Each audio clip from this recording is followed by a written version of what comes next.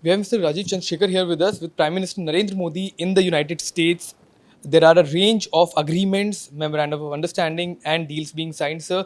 As far as your ministry is concerned, we are talking about artificial intelligence, semiconductor, all of these announcements. How are you looking at the announcement that have been made, the investment that will be coming in?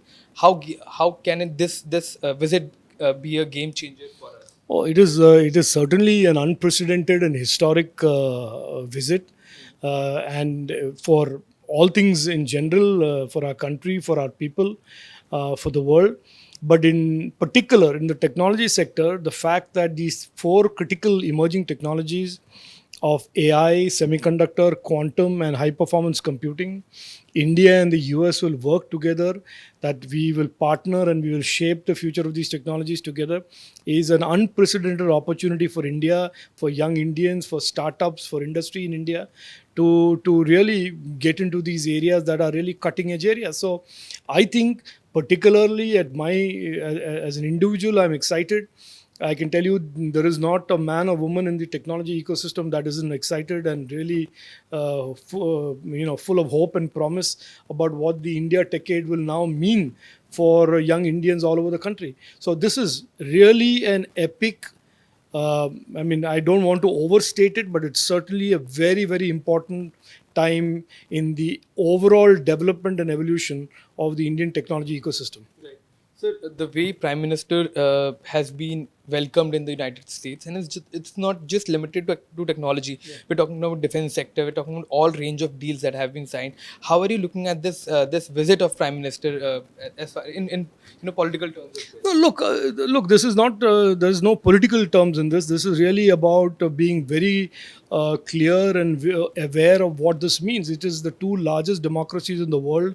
One democracy, the US, which is for long the richest and the most powerful nation in the world, is now choosing to partner with India and partner with India in a whole spectrum, broad spectrum of engagement that ranges from security to technology and innovation to fighting terrorism and environment. So I think we are certainly today, India finds itself center stage as one of the most responsible nations in the world, as a democracy that is a beacon to other countries around the world with its democracy, with its conduct as a democracy, and partnering with certainly one of the leading democracies in the world and certainly the richest country in the world. So I think this partnership can only be the whole which is greater than the sum of parts.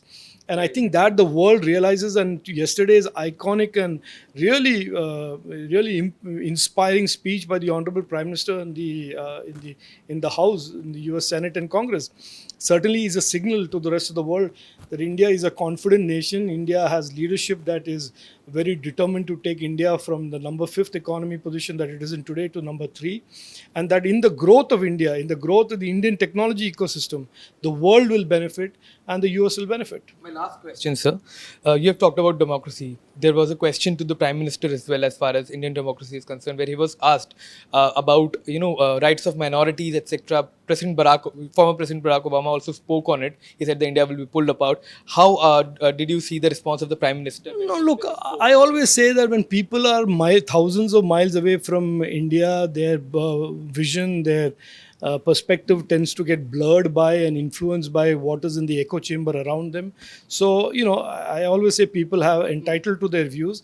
But as Prime Minister Modi ji yesterday very beautifully and eloquently put it in his speech to the House and to the Senate and the Congress, which is that India is a vibrant democracy, and if you need proof of it, just look at 2,500 political parties in this country, and 20 political parties are running governments that are non-BJP in this country. So if there is any evidence that you require, you just need to look no further than India's various states and the number of political parties that are growing and thriving in India and continue to do well, succeed sometimes, fail sometimes. But there are people in India, in the Indian political spectrum, that are constantly feeding this narrative that somehow the Indian democracy is in danger, the Indian EVMs are in danger, the Indian media is compromised, the Indian judiciary is compromised, because it suits them. I think that is the victim playing that they like to play when they go on their 5 trips a month quota that they have. But the world today is looking at India through the prism of what is really India about. What is the Indian democracy? It is out there for everybody to see, experience, and know. They don't have to intermediate between editorials in some newspaper or some failed politician who's never done a day's honest work in his life, going out there and making a commentary of what India is and who Indians are.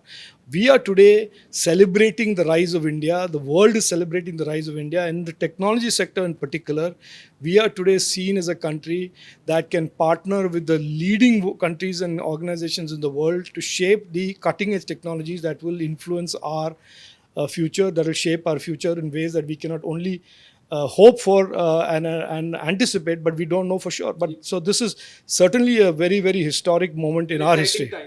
Absolutely. And I say in modern India's history, we are living in the most exciting period ever. If you like the video, do like, comment, share and subscribe.